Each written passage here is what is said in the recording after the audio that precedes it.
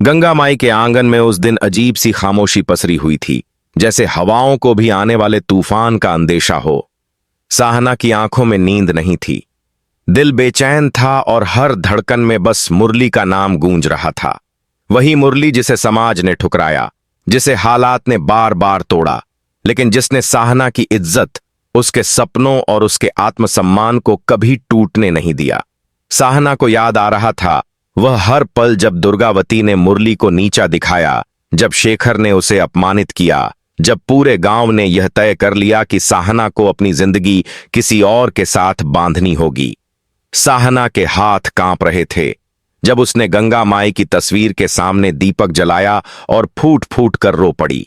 उसकी सिसकियों में डर भी था और हिम्मत भी, क्योंकि आज साहना सिर्फ रोने वाली बेटी नहीं थी, आज वह फैसला लेने वाली औरत बनने जा रही थी।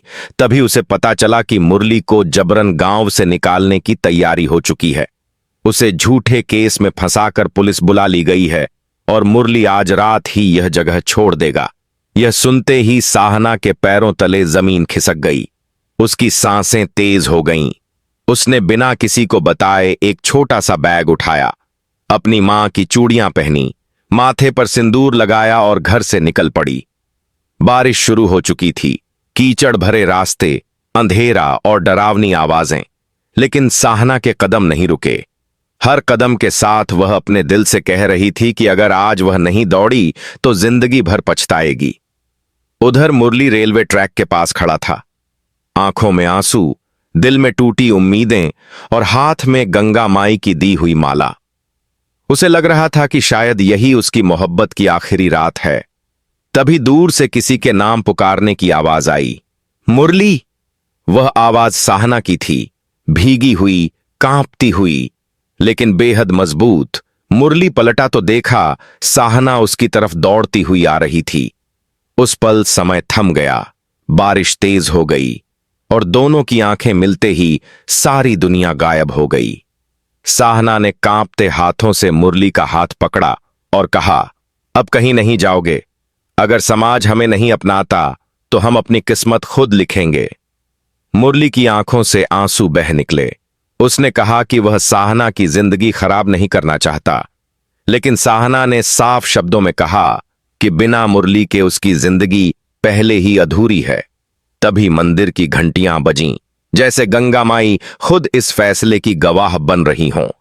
दोनों मंदिर की ओर भागे।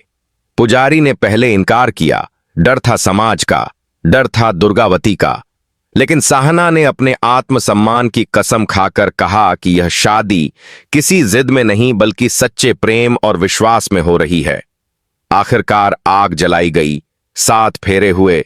साहना की मां की चूड़ियों की खनक और मुरली की कांपती आवाज में मंत्र गूंजने लगे। जैसे ही मुरली ने साहना की मांग में सिंदूर भरा, उसी पल उधर दुर्गावती को खबर मिल गई। उसका चेहरा गुस्से से लाल हो गया। उसने कसम खाई कि यह शादी वह कभी स्वीकार नहीं करेगी। उधर शेखर ने पुलिस को और भड़काया, लेकिन अब बहुत देर हो चुकी थी।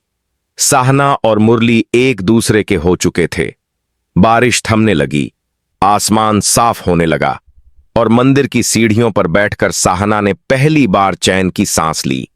लेकिन यह शांति तूफान से पहले की खामोशी थी, क्योंकि इस शादी के साथ ही गंगा माई की बेटियों की कहानी ने एक नया मोड़ ले लिया था। ऐसा मोड़ जो पूरे गांव की सोच, रिश्तों और सियासत को हिला देने वाला था।